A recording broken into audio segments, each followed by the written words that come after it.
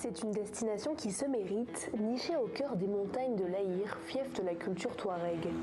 Pour atteindre les dunes roses de Chiriette, perle du Sahara, il faut compter 1600 km depuis Niamey, capitale du Niger, en empruntant ses pistes de sable.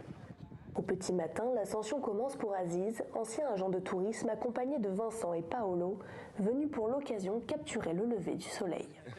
Ici, tous ces massifs, ça c'est la montagne des Chiriette. Un océan de dunes qui s'étend à perte de vue jusqu'à la Libye voisine. Si tu vas faire la traversée du désert avec un bon 4x4 bien sûr, il faut vraiment beaucoup de courage. C'est la raison pour laquelle on dit Chiriette, qui veut dire prépare-toi à toutes les aventures qui t'attendent. Un site, autrefois très prisé des tours opérateurs, aujourd'hui délaissé par les touristes occidentaux avec l'expansion de la menace djihadiste au Sahel.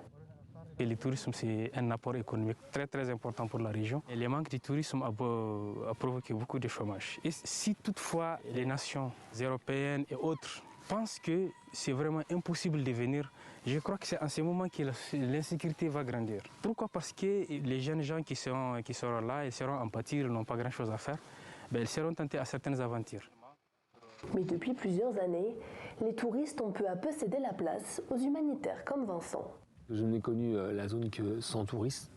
J'ai vu que du tourisme très ponctuel avec des gens qui sont encadrés avec des militaires et qui ont une sécurité personnelle. Hormis la capitale, tout le pays est désormais classé zone rouge par la France. Les autorités nigériennes ont imposé aux étrangers de se déplacer accompagnés d'une escorte armée. Pour le festival de l'Aïr, les militaires appuyés par ces anciens rebelles ont quadrillé la zone pour un maximum de sécurité.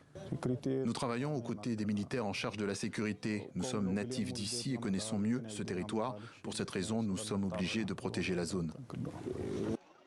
À l'occasion du festival, des centaines de commerçants et d'artisans sont aussi venus de toute la région. Parmi eux, Ibrahim et sa cousine Fatimata ont parcouru plus de 200 km dans l'espoir de vendre ces bijoux qu'ils ont confectionnés à la main. On a assisté à tous les festivals. Les premiers festivals, c'était rentable parce qu'il y a les touristes, il y a les passagers, tout le monde qui vient acheter. Nous, c'est les artisans. Et cette fois-ci, avec l'insécurité, il n'y a pas de clients. On a amené tout ce qu'on a amené, on n'a pas vendu grand-chose. Donc nous espérons au moins avoir pour les carburants pour rentrer chez nous.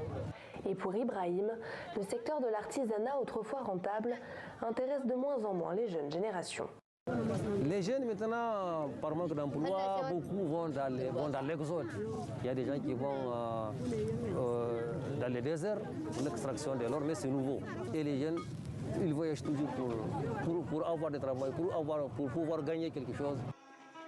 Pour la 16e édition de ce festival, les autorités essaient tant bien que mal de faire de l'Aïr une vitrine du tourisme et relancer ainsi un secteur en difficulté depuis maintenant plus de 10 ans.